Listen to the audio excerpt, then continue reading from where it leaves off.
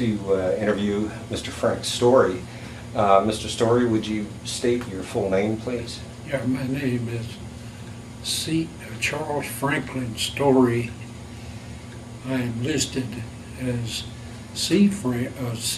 Charles F. Storey in my Navy records. Okay. Can you tell us where you live and your date of birth, please? I live in Atlanta, near Embry Hills.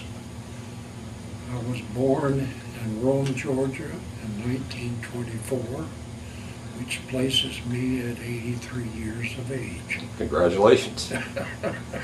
Can you tell us a little bit about your life prior to December 7th?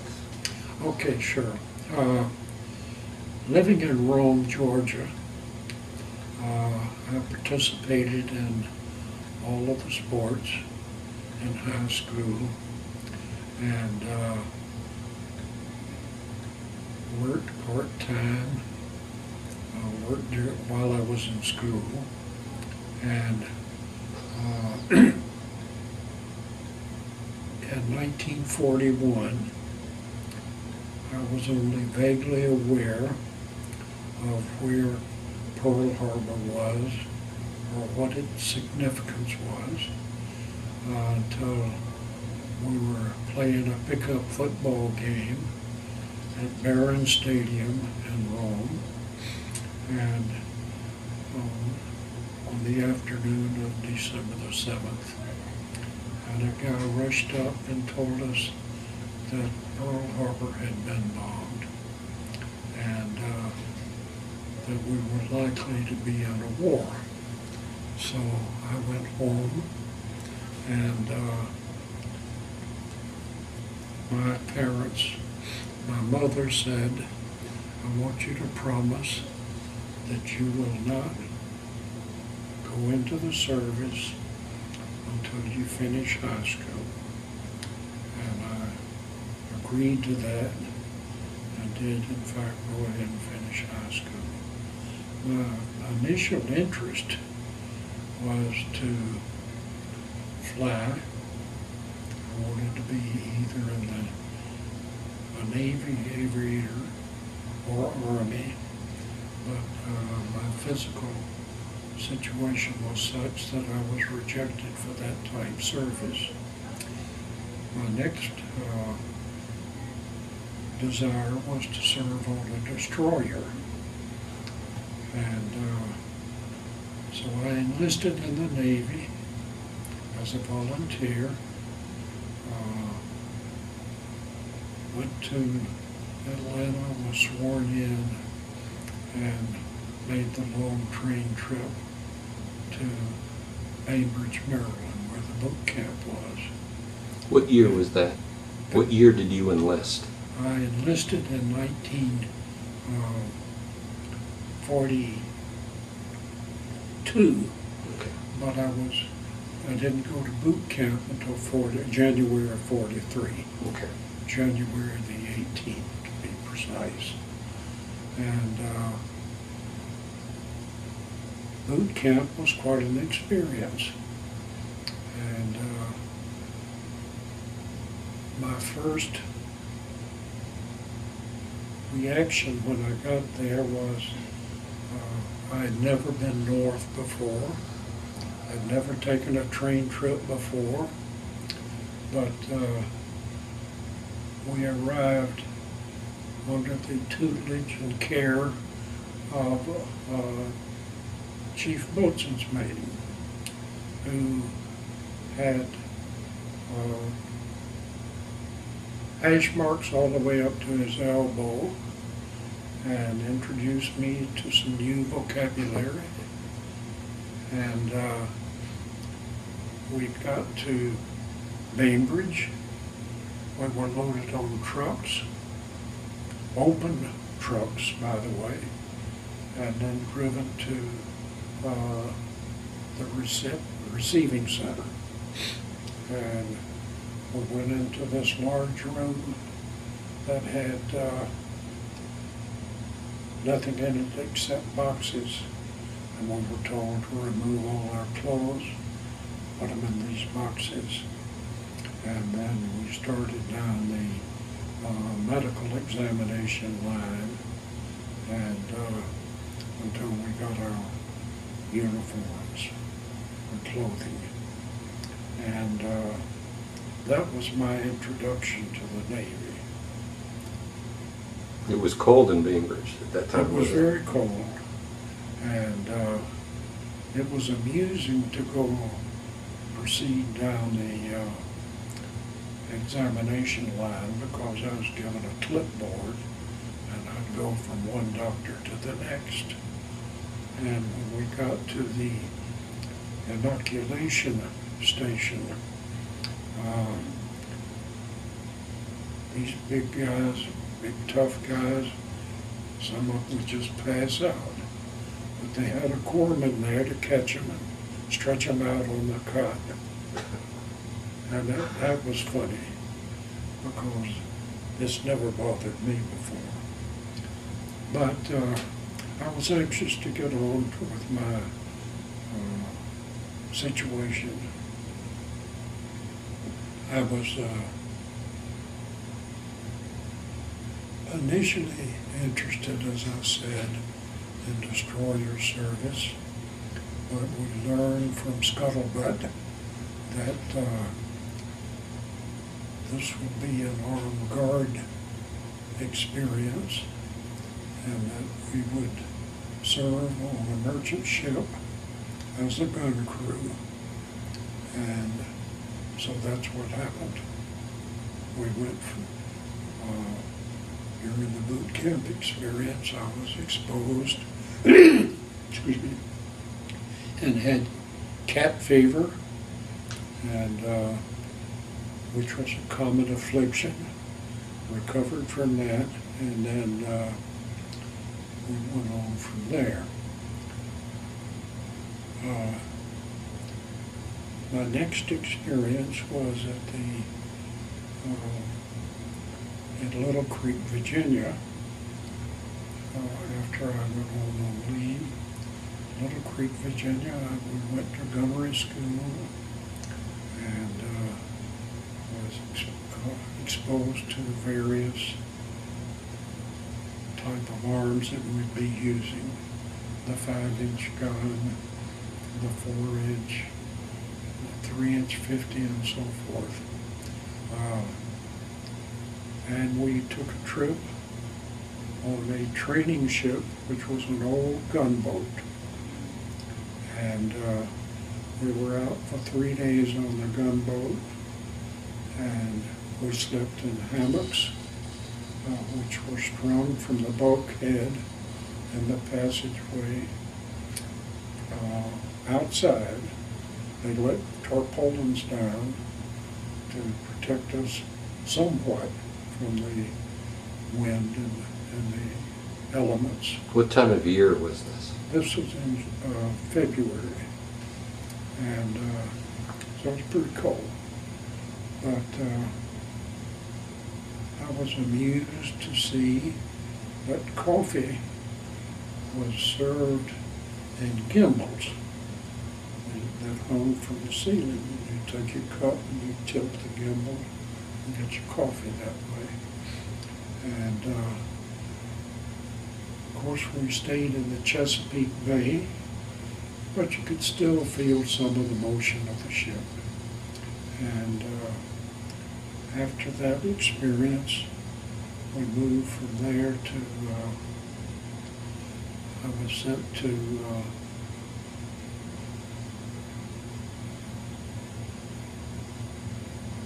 let's see, from Little Creek, I was sent to catch my ship.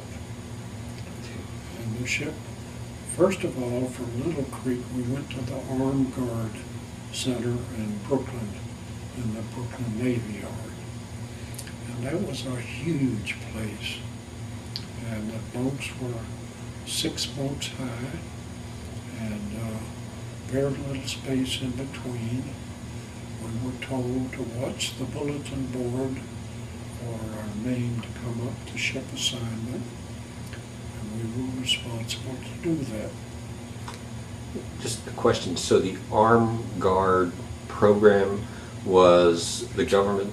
Excuse me, let me explain that. Okay, that'd be good. The U.S. Navy Armed Guard were U.S. Navy sailors that sailed aboard merchant ships and served in the gun crew on these ships. Good, that helps. So that was what, when I reported to the SS Joseph P. Bradley, she was a merchant ship under the full command of a merchant marine captain. And when we started, when I went aboard, I was overwhelmed with the size of the ship and all that was going on around me. She was brand new, and they were still outfitting her when I got aboard. But soon we took off and sailed down the Delaware River and out into the Pacific, the Atlantic, and joined up with a convoy and when we headed south, we were so thrilled because that meant we were not going on the Murmansk run to Russia, where the mortality rate for ships was something like 60%. And but from there we moved through the Panama Canal and out into the Pacific to Pearl Harbor. And Pearl Harbor, they were still doing salvage work, raising ships, cleaning up the mess from December the 7th. And that was quite an experience. And So almost a year after the attack on Pearl Harbor, they were still That's right. cleaning up. And the famous Hotel Street was in full swing. I don't need to explain that further, but we left from there. And what we were doing was, at that time, the ships that were taking enlist supplies to Russia had been going by the Murmansk route. And we lost so many ships and so many people on that route that they decided to take a trek around the world, if you will, through the Pacific to Fremantle, Australia, and across the Indian Ocean and up into the Persian Gulf. And so before the Persian Gulf War, I was there, and Iran, we visited Abadan, Iran, and came back from there after we discharged our cargo, and we were exposed to the Arabs who were unloading the ship, and they were something else. Irresponsible, would cut loose a sling full of stuff from the cargo net and just dump it. And they weren't the cleanest people in the world.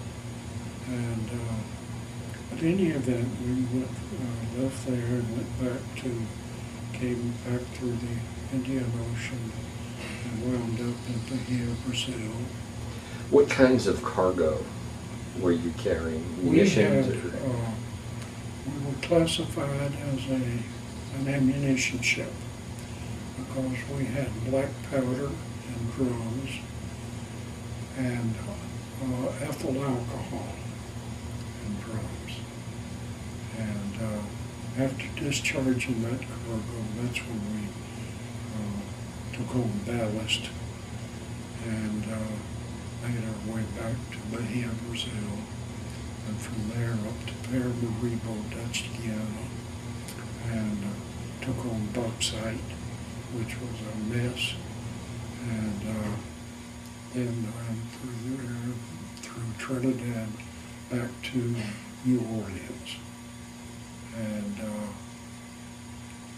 from New Orleans, I went on leave, and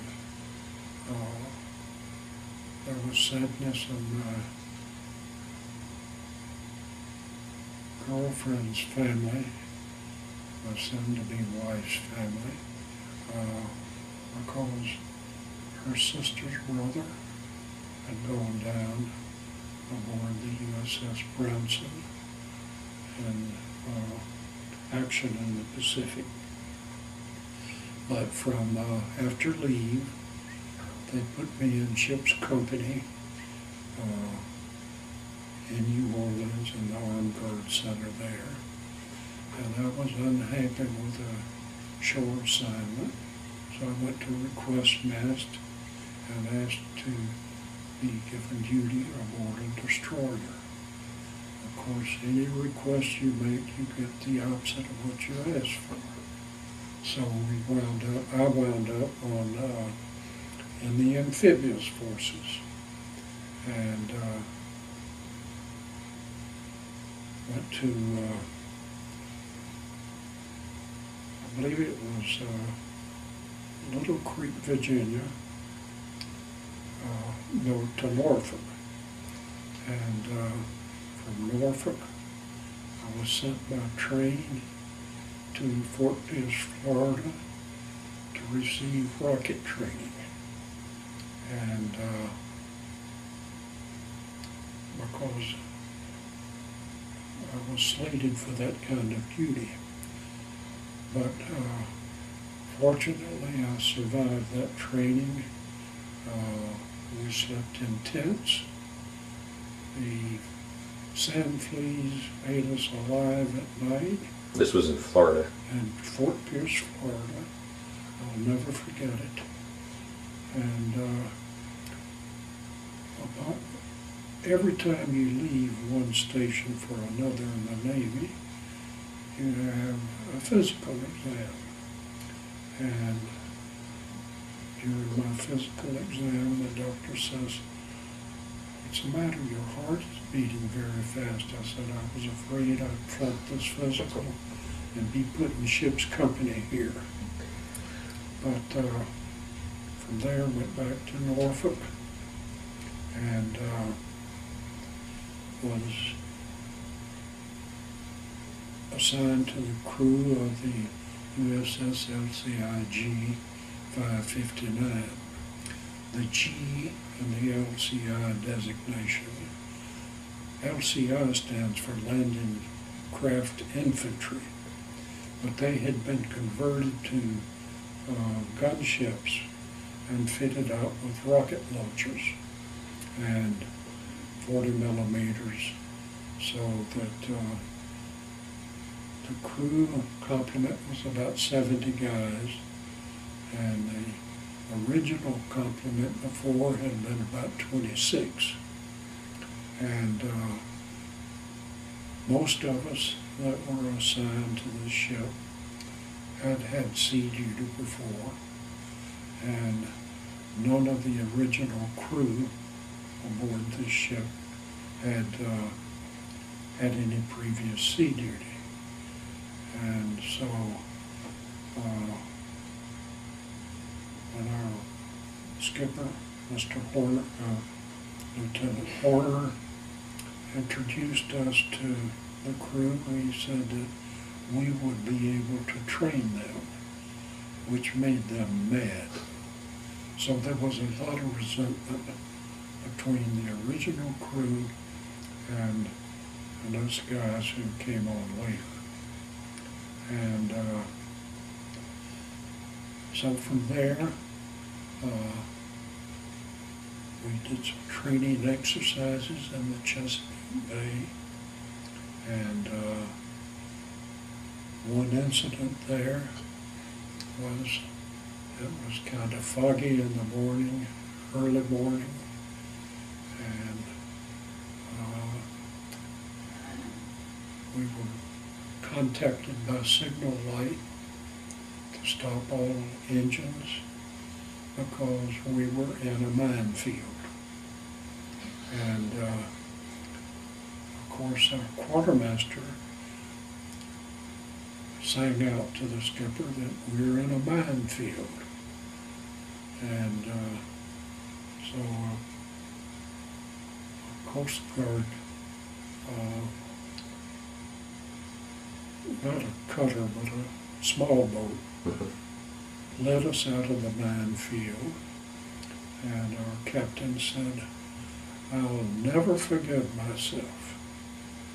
And we hung that moniker on him from that point on. And all of this is in my manuscript here. Would you hold it up so that instead of a video? Okay, let me move it up closer so people can see it. Okay. My daughter Susan, as I mentioned, helped with this manuscript, and it included all of my experiences, all of the feelings that I had, the excitement and so forth. One of the things, while I was on the LCIG and serving in the combat area, was that we were within about 1,500 yards of MacArthur's landing on the beach when he returned to the Philippines. And of course the LCVP could have dropped the ramp and just stepped ashore. And he went in and he ordered it to back up, drop the ramp so he could wade ashore. And we thought that was amusing.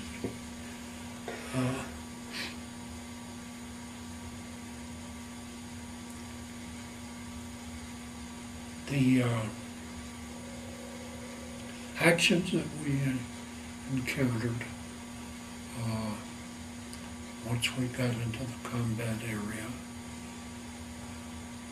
was in the experience of the LCI drew only 5 feet of water, and it was flat bottomed, and it rode like a cork.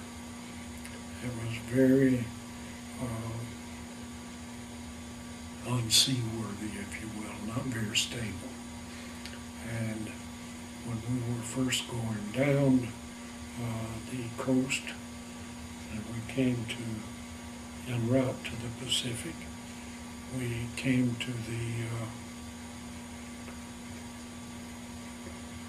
Cape Hatteras area, where it is very, very rough. And of the crew, there were only 7 of us who were able to stay mobile and perform our duties. The rest of the crew was wiped out. And it was quite a mess to clean it up afterwards. But we went on down the coast and traveled again through the Panama Canal, and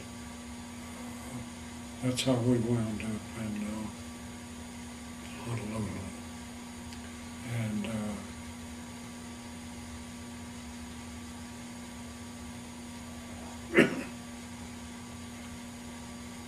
going into battle, if you will, was everybody was a little bit apprehensive, naturally. But we drilled and drilled and drilled and drilled until our reactions were just more or less automatic. And we had rocket launchers aboard, and the purpose of the rocket launchers was that we would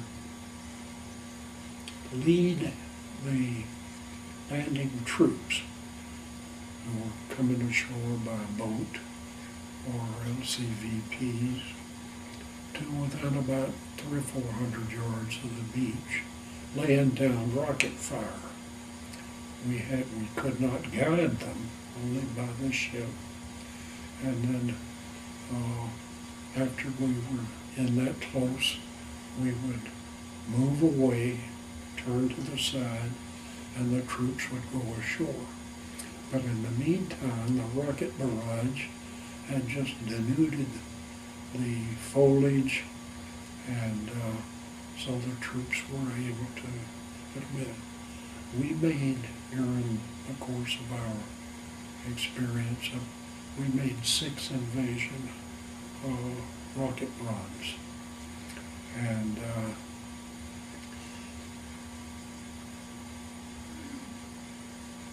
when we first got to Leyte,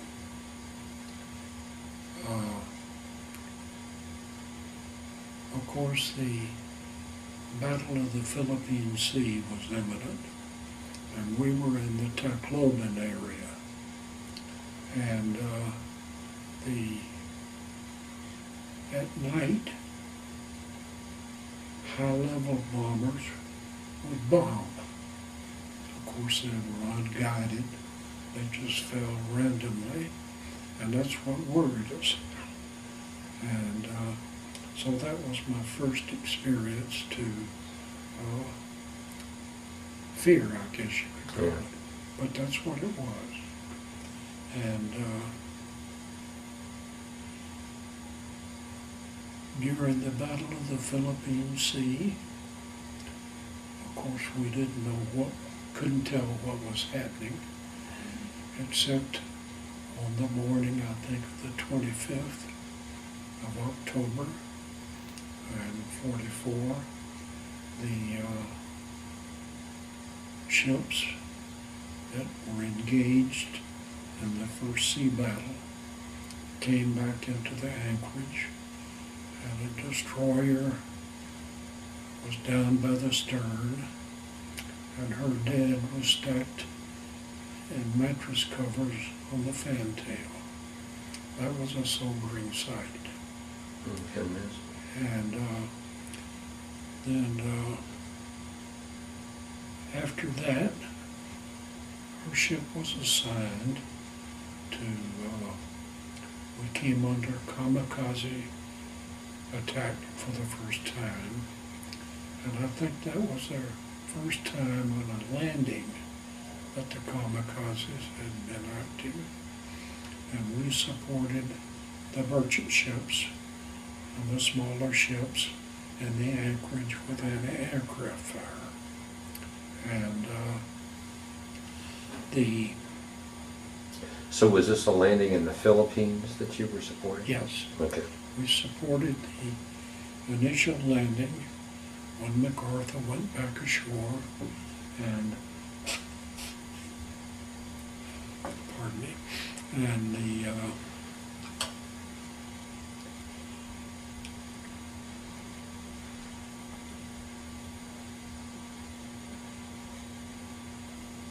area that we were involved with was pretty much in the Tacloban area. But we would be, from that point on, under kamikaze attacks until I left the ship, the end of the war. And so we went to Well, what other armament what anti-aircraft armament did your ship have that? we had 4 40 millimeters. Okay. We had 6 20 millimeters. I was gun captain of a battery of 20 millimeters, and also the rocket gun captain, if you will. Were you briefed on the kamikazes? I mean, did you know what they were before they attacked? Yes, the aircraft search radar would alert us that bogies were in the area. And the kamikazes were the most fearsome thing I experienced, because you could hit the ship with your anti-aircraft fire and it would just keep coming on. And so we have quite a few near misses of kamikazes, but we were not the targets. The large ships were the targets. And but our role was to support them. When we left after the Philippines were pretty much secured, our next assignment was the Lingayen Gulf invasion. And we worked for the first time when we got to the Lingayen Gulf with the underwater demolition teams. Now these were the forerunners of the Navy SEALs. And the swimmers were transported by all four-stacker destroyers, and the destroyers were equipped with high-speed LCVPs, and they carried the crew. But the underwater demolition teams, their purpose was to clear underwater obstacles by blowing them up. And the swimmers, some used snorkels, but most would just submerge, come up for a breath of air, submerge, and go back down. They carried explosives on little, I guess you could call them rafts. They were stayed about 4 or 5 feet underwater. And then they would retrieve the explosives and affix it to the items to be exploded. And they were working within about 300 yards of the beach, very close.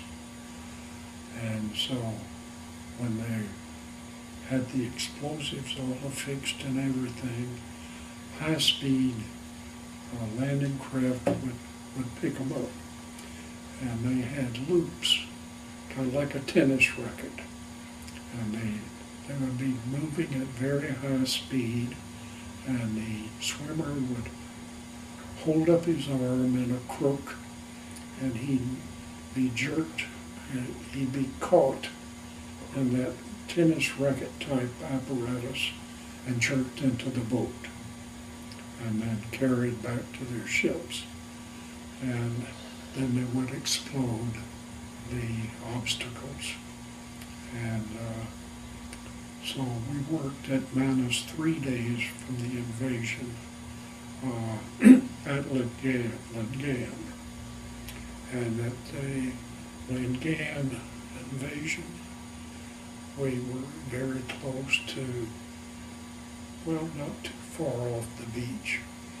And the USS Columbia, a light cruiser, was engaged in bombardment. And once again, we supported the bombardment in close. While it was, the heavy stuff was whistling over our heads. But the Columbia, all at once, a kamikaze came over treetops, came right over us. We were firing away, but she crashed into the bridge of the Columbia, and our photographer caught that explosion, and it killed a captain and 85 other crewmen on the Columbia. But she survived. And after Lingayen, we had an experience. Am I going too slow? We have about 26 minutes left. Okay, I'll speed it up a bit. We had an experience as we were doing our rocket run. Our propellers, or screws as we call them, were variable pitch. And the variable pitch would not work, so we could not reverse the engines. And therefore we lost some steerage ability. And we were sent, as a result of that, to Hollandia, New Guinea for dry dock. And we had some interesting experiences in Hollandia, which I won't go into there in the document. Okay. But from there, I guess we were fortunate in one sense, because having to go into dry dock meant that we would not participate in the Okinawa invasion. I mean,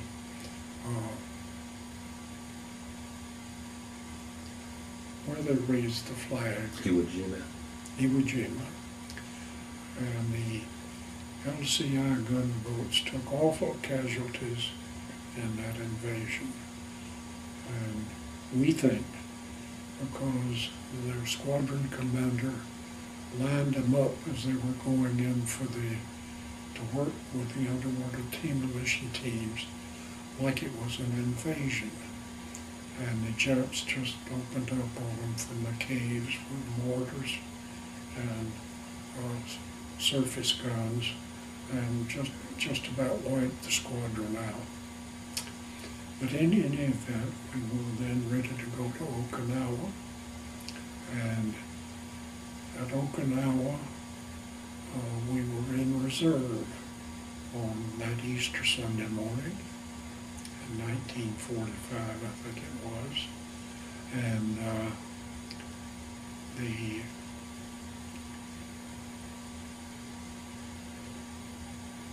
meaning that if we were needed, we would make a rocket run. We were loaded with rockets. And we were ready to do that. But we were held in reserve, and around the middle of the day, we were told to join up with some destroyers on the radar picket station. And on the way to the picket station, we would explode mines that had been cut loose by the minesweepers. And it gave us some kind of fun target practice. But then we got on picket station, and suddenly it turned serious. 4 LCI gunboats were assigned to each destroyer. And the destroyer, the picket station, was designed because destroyers had aircraft search to pick up incoming planes. And we were about 100 miles north of Okinawa. And so from that day, from when we arrived on picket station until we left, we saw about 100 Japanese kamikazes hit the water. We had a lot of hits, but the destroyers got the credit because they were the bigger ships. But anyway, one of the destroyers, the USS Newcomb, was hit, and her boiler room had kind of caved in, and so she was flaming. And we had the only doctor in the squadron, so we went alongside and put our doctor aboard. Of course, he was an MD, but he was a plastic surgeon. But in any event, we transferred him, and in the process of the transfer, or picking up survivors or anything like that, we were even more vulnerable to the kamikazes. But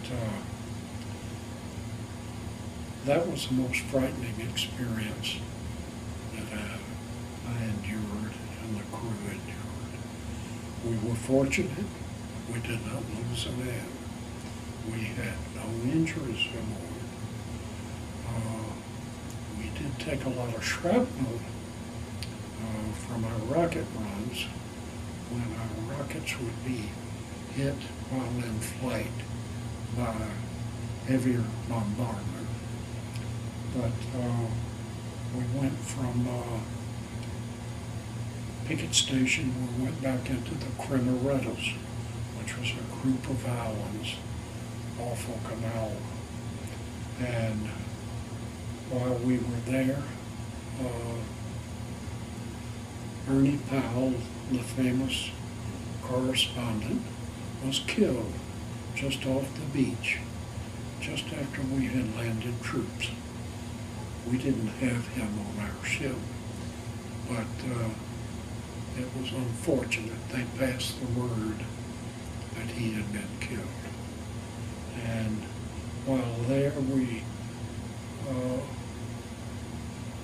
made some rocket runs on smaller islands, and the islands were, I forget the name of the islands. Another interesting thing was that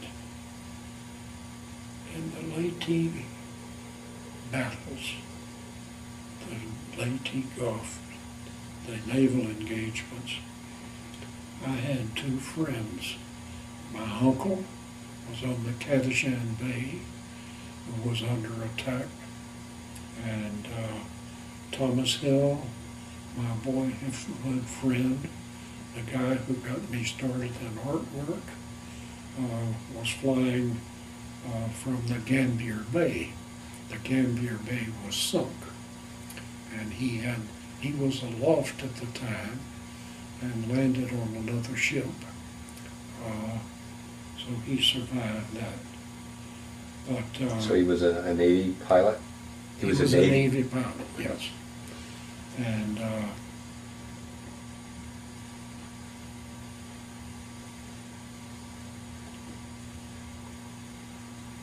from in the Okinawa invasion, after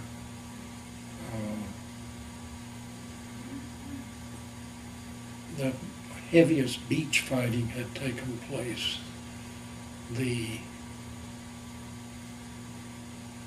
natives were gathered on a cliff, and they were leaping into the water. Could you see that? Yes, From we the witnessed ship? that. And a lot of bodies floating by. They just didn't want to be taken captive. And another thing, while we were on picket duty station and so many Jap planes went down, we had several pilots afloat. I don't know why they carried life vests. They were on kamikaze missions. But in any event, we would go by and semi-offer to pick them up. And we'd just watch them as they refused to be taken aboard, and they just slide beneath the water. So some of those kamikaze pilots survived the impact of the crash? Yes. We had about 3 or 4, I think. But on one ship in our squadron, they were going to, a guy held up his hand, and they reached over the side and he had a hand grenade. And so we were warned not to do that anymore. And, but then, I left my ship before she got back to Pearl Harbor because there was a family emergency and I was called home on emergency leave. I had some regrets. I regret that I did not stay in touch with my shipmates. Other ships had reunions. We never did. I stayed in touch with a couple of the guys, and I've tried to reach others through a computer program on the internet that my daughter told me about.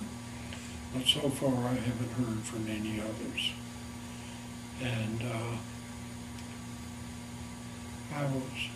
I felt I was lucky that the good Lord blessed me that I was able to get home. When, were you back in the U.S. when the atomic bomb was dropped? We were en route. Okay. What was your reaction? I came back to the U.S. aboard the USS Baltimore. Okay. And the Baltimore was a great experience because I'd always wanted to be in the real Navy. And while en route back to the States on the Baltimore, we were put, because I was a gunner's mate, we helped out the ship's company gunner's mate on the 5-inch 538 gun mounts. And I was impressed because they had water, you could take showers, they were sparingly used. The method of taking a shower was in the lavatory to lather up and then get under the shower and rinse off quickly. But she was a great ship and rode beautifully, and it was a great experience because when we came into San Pedro, there was a band on the dock welcoming us home, and I felt really special. Well, that's good. But what was your reaction? Did you know that the atomic bomb existed, or did you have any idea of what all that meant? Had no idea. We were at Saipan en route to Okinawa, I guess. And the heavy bombers were taking off right over our anchorage.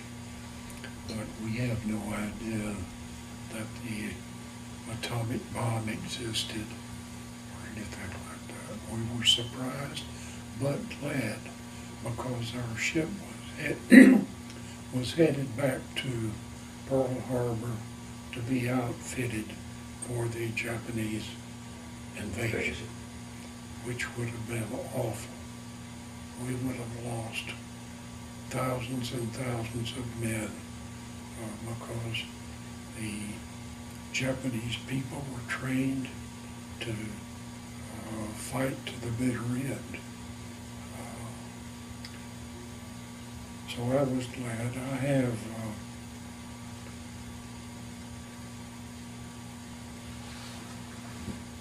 I was amazed, really and truly, that they surrendered. But I was glad. Yeah, I can imagine. Were you back in Georgia when VE and VJ Day were announced? No, I was en route Okay. and got back home before that happened. So, what was your reaction to that? I mean, I'm sure it was relief, but I mean... It was a great relief. I have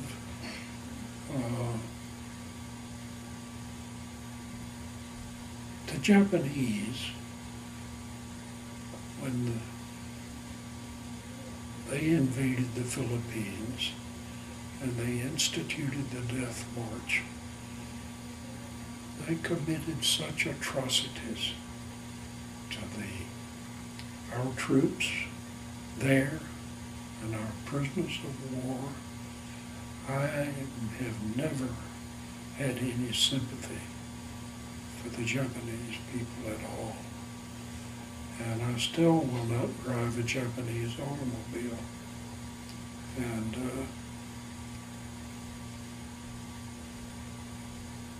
as my daughter knows, I chastise her.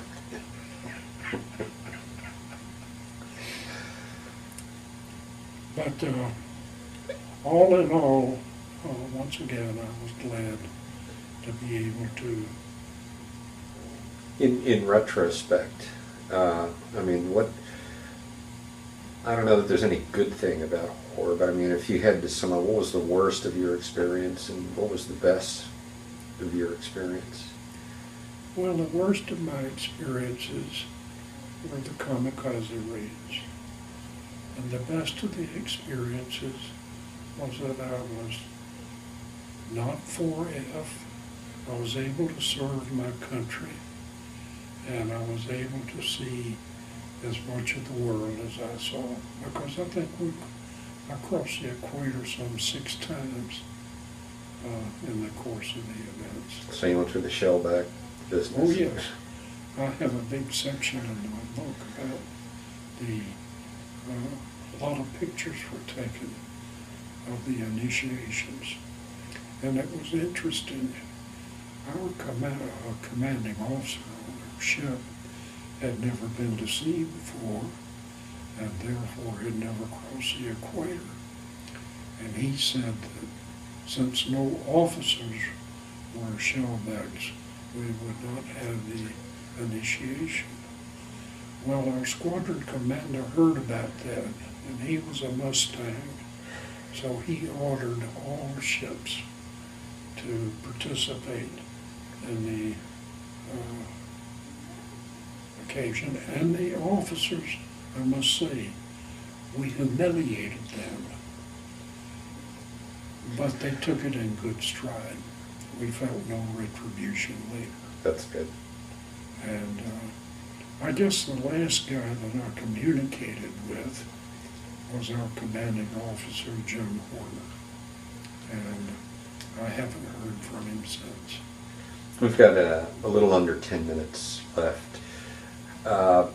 Once the war was over and you left the service after the war, tell us a little bit about your life post-World War II through... Well, because of the family situation that I mentioned, I had to go to work. And so I didn't go to college. But I did participate. I was anxious to marry.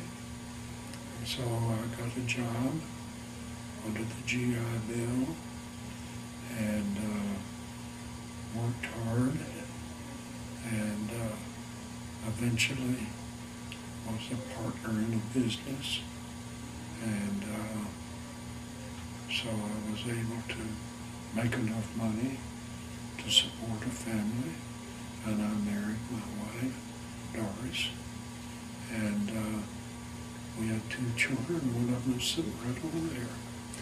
And so I had a career with Pitney Bowes. I spent 20 years with them. I retired. I was an officer and a director of the company. And then I went into business for myself and retired in 1994. And I have been pretty much footloose and fancy free since then. I do yard work, I play golf, I'm active in my church and teach Sunday school, and I have become a first-class freeloader. My daughter Susan invites me to dinner once a week. My other daughter Sally invites me once a week. And I have dinner at church one time on Wednesday, and so I only have to fend for myself the other days. Well, that's great.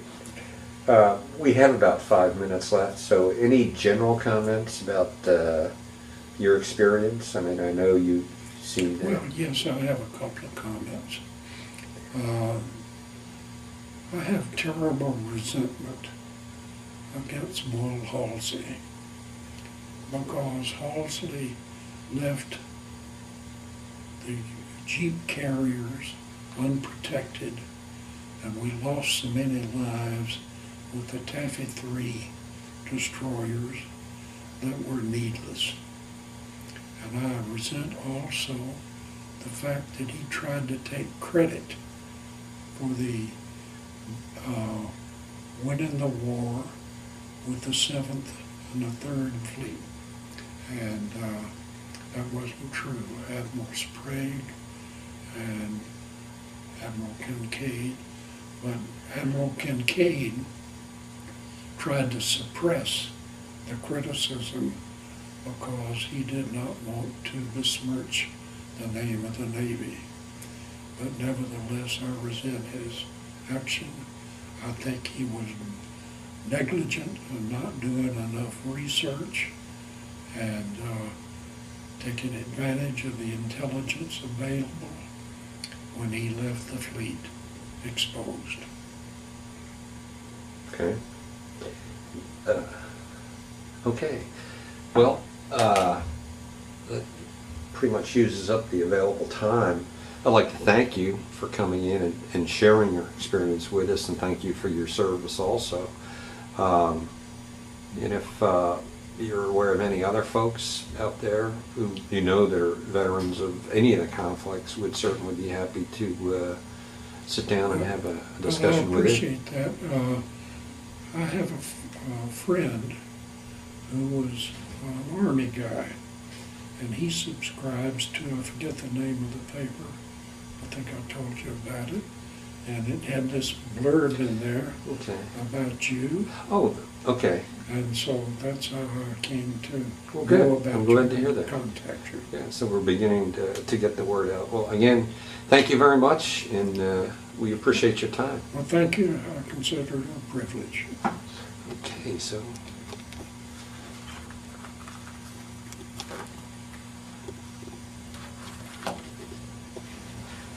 I cannot see that. My glasses.